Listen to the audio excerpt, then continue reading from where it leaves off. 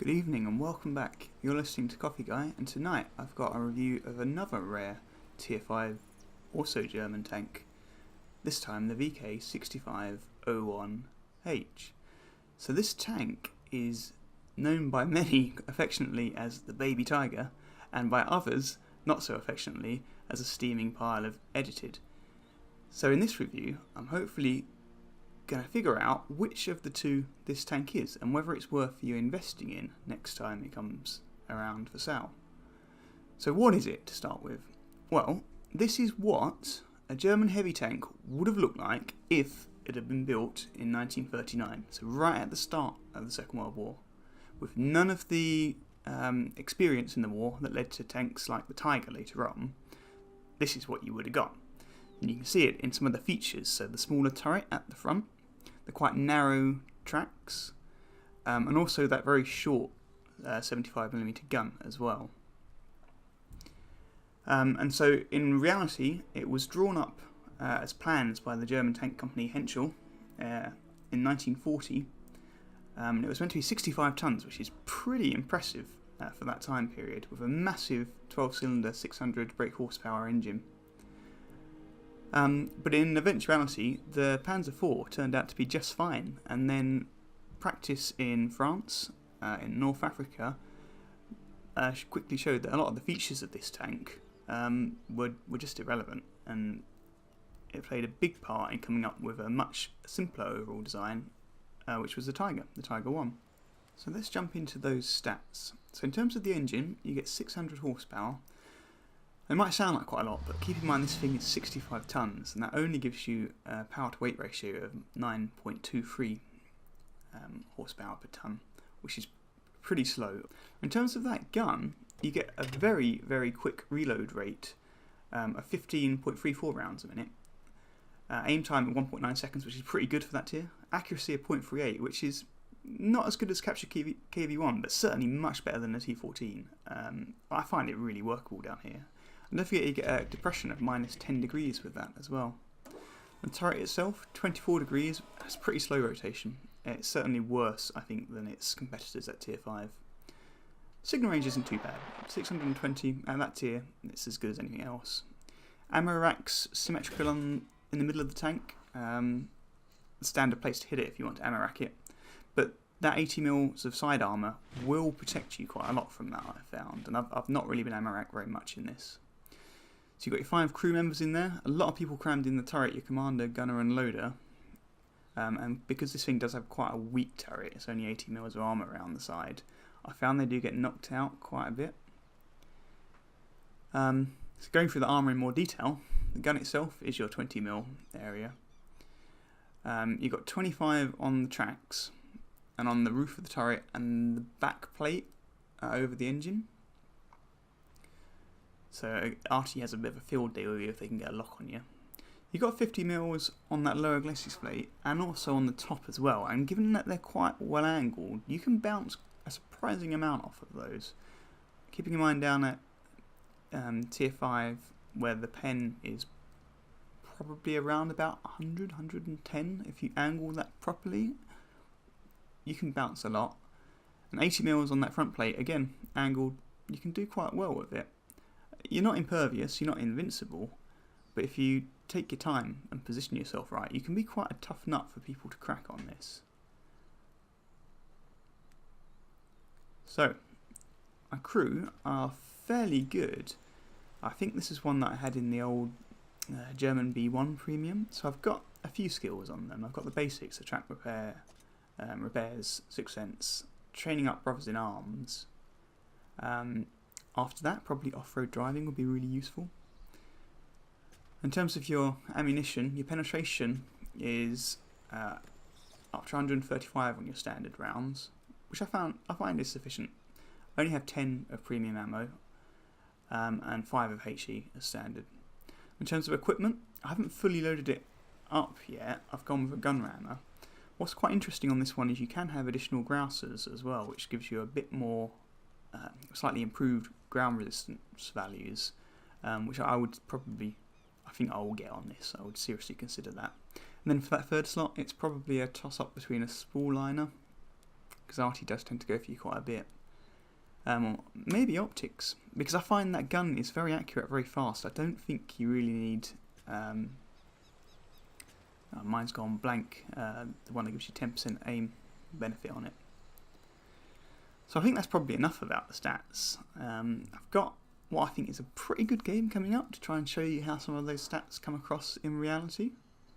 And hopefully at the end of it we can make up that decision about whether this is a serious competitor to replace the captured KV-1, which is the standard German Tier 5 heavy premium, or whether this is one to avoid. So we're on Ghost Town, top tier.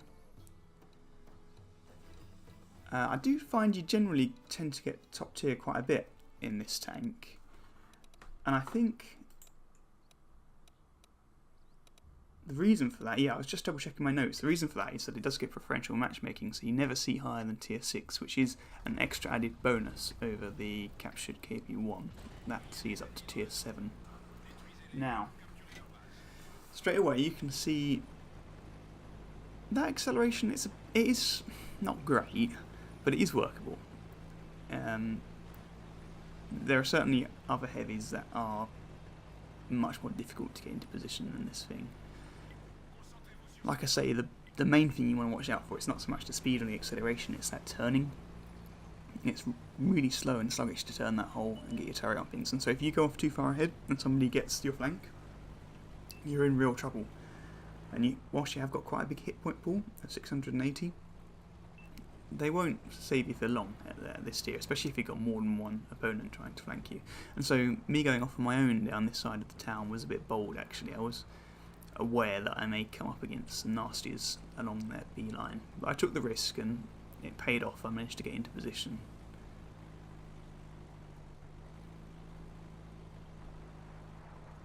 So unusually for some of the games that I've been playing lately today, it looks like we've got a lot of team cohesion here, and we've kind of all converged on that centre area of the town.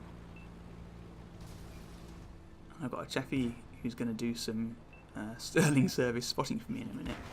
So I'll get a quick one on that KV rushing past, and again you can see how good that accuracy is on this. I know it's 0.38, but it does feel better than that actually. And it lets me quite quickly put one through the front of that Bogartier's turret as well. So the pen's not bad. It is a very workable gun. And again, something that I probably don't get to show you so much in this video, but if you can get it on top of a ridgeline, because you can get that 10 degrees of depression down, and because that lower glacis plate is pretty good if you get that angle right, you can be really hard for people to damage. So I was just hoping to stop this KV-1S, and I was really hoping I'd be able to set him on fire at this point, but he's repaired himself and moved on. But I think somebody else gets him, luckily, just as he goes around the corner though. And I'm not willing to take any more hits from that sexton at the moment, so I'm trying to pull back behind buildings here. And that's something you do need to keep in mind with this tank. You really want to avoid long spells out in the open, because arty will just go nuts on you, absolutely go to town. So I figured I would try and help with this grizzly over in the corner and try and roll around that, along down that one line, if I could. So I managed to get his gun, bounced off of him. But you can see it goes through, and it is a quick gun, and that aim time is good.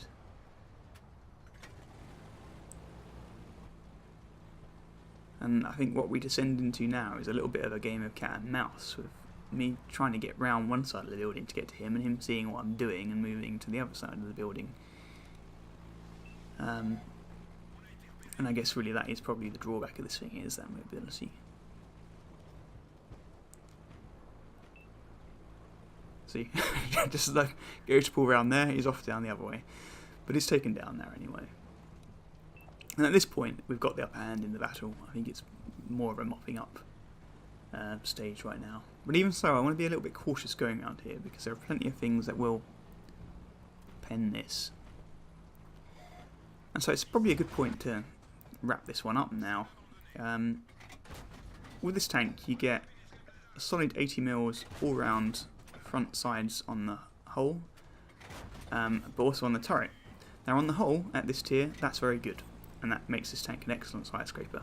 On the turret, it's not so good, and both the captured KV-1 and the T-14 are better. We've got better turret armour than this. The gun's a bit of a middle of a road one. It's not got the speed or the pen of the captured KV-1, but it's certainly much more accurate than the T-14's gun. It's much better than the T-14. So I would say this is the keeper. I'm actually really happy with this tank. It's got a pretty good silver bonus of 40% and XP bonus of 40% as well, and that's kind of reflected in not bad earnings there. So I hope you enjoyed that video. Please do hit subscribe and like if you did. Also, I have a little question for you viewers at the moment. We've got the tank trade-in scheme going, and I'm seriously pondering, out of my Russian tier 8 heavies, so I've got the Defender, I've got the Glory, I've got the Fatherland, and I've got the Scourge Corvettes. I feel they're all very similar. One of them could be traded in for something. I'm thinking along the lines maybe of the Soviet Tiger, the Tier-7 Tiger. But I'd like to know what you guys think. So if you've got any recommendations for trade-ins, things that you've done, things that have worked for you, and do let me know. And as always, drop comments if you've got things you would like me to review next. So, coffee guy out.